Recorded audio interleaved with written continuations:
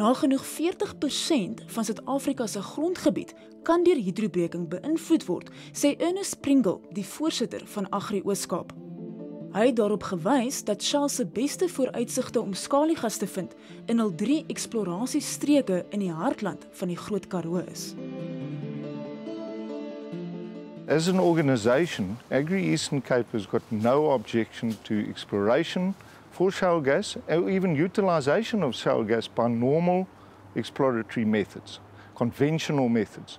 Our objection here is to the fracking process. We have taken careful note of how much environmental destruction has been caused in other countries, notably the United States of America, by the use of the fracking process, and it bothers us a lot that no guarantees are being given about the safety of this method. You're extremely confident. So then you must be in a position to give us guarantees. I think first of all, we are, I mentioned this before, we are one of the highest standards operators in the world. So, but that doesn't mean you should trust us. I think there should be, and we agree, there should be an entity actually that looks after our activities. I think that should be done anyway. South Africa should do that. The regulator, the Petroleum Agency of South Africa, has that role. Shell has a bad name, and I think it has a bad record. And right now we have nowhere in South Africa, no institution in South Africa can really monitor this chemically. We don't have enough instruments in the universities to do the chemical analysis to actually even monitor what Shell is doing. So we're always going to rely on their results. Boorgatwater is die rede hoekom landbou al vir honderde jare in die Oos-Kaap bestaan en floreer en dit lyk beslis asof dit volhoubaar is. Die Angora bedryf is hier die grootste in die wêreld en wolproduksie die tweede grootste, terwyl die provinsie ook voor in die ry staan as dit kom by rooi vleisverskaffing. So, wil ons regtig hierdie bedrywe en voedselsekuriteit in gevaar stel vir skaliegas?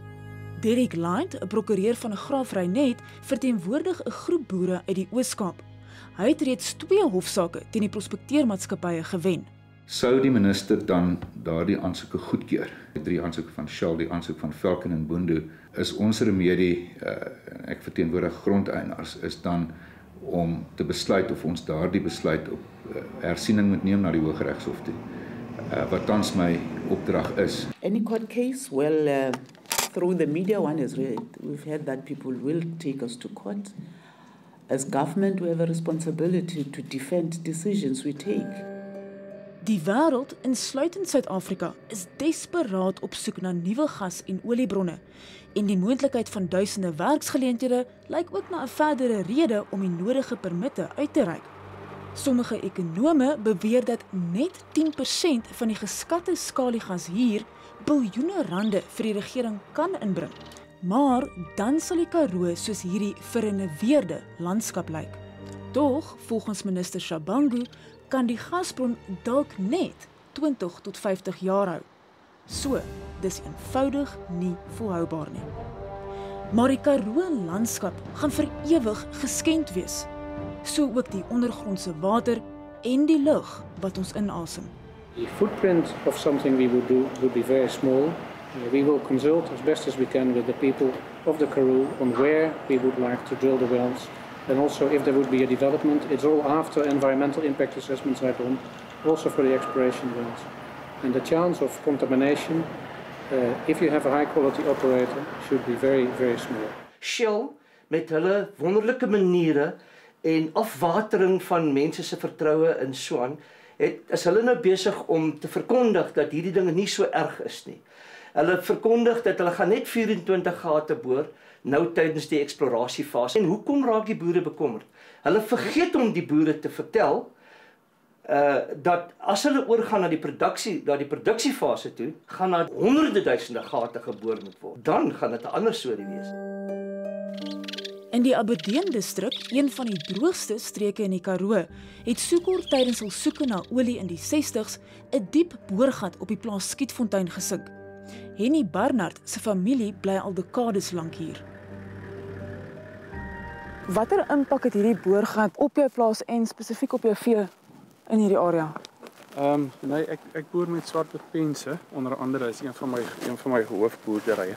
En ek het omtrent 200 diere, so ek het met die gevolg het ek 'n klomp klein kampies, waarvan hierdie kampie een is waar ons nou staan. Die kampie waar die boorgat in was, en ek het baie probleme in hierdie spesifieke kampie gekry as gevolg van diere wat opblaas. Hulle is vir 3 of 4 dae, as hulle die diere se maagte is net so geswel. Ek het al verskeie veeartse hier gehad en hulle vermoed dit is iets met gif te doen. Dit is of gifplant of iets wat hulle lek of wat hulle kry, of terwyl my kampies langs aan, het ek nog nooit sulke moeilikheid gehad nie. Ek het 'n kampie net hier reg agter ons wat 50 hier vanaf is wat dieselfde plante groei is. Alles dieselfde, maar ek het nog nooit daar moeilikheid gehad nie.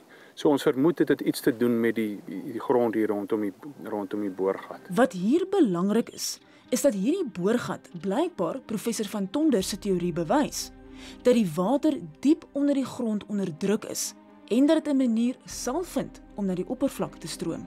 Sukor het in 1967 'n gat hier van so ongeveer 4000 meter geboor. Maar toe loop dinge skeef en hulle verloor die vrokkelingsvloeistof wat onder andere bentoniet en bytsoda bevat het. Dit vat 'n volle week om hierdie gat te verseël as gevolg van die ongelooflike hoë druk van onder af. Presies 'n maand en 'n half daarna het 'n boer 30 km van hierdie area in die klipblate struik geklaar dat sy boorgatwater ewe skielik bruin verkleur het. Dit word bevestig deur 'n suikerverteenwoordiger dat dit wel die vrokkelingsvloeistof is wat sy water besoedel het. Hierdie is 'n goeie voorbeeld van hoe vrokkeling verkeerd kan loop en hoe groot bedreiging ons in die gesig staar. Die halfdroë Karoo landskap hou nie net landbouskatte en voedselsekuriteit vir Suid-Afrika in nie. Dit is ook die tuiste van 'n menigte diere wat by hierdie habitat aangepas het, soos die seldsame bergkwagga en die bedreigde bloukraanvoël, ons nasionale voël, wat naby die natuurlike waterbronne nes maak. Sou dit besoedel word, sal dit uiteindelik tot 'n uitwissing lei.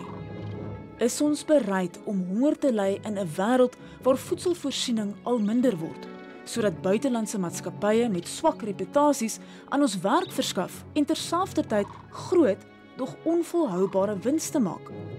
Dis die toekoms van ons kinders en die diere van ons pragtige land wat nou op die spel is. Dink mooi, want ons oorlewing hang dalk daarvan af.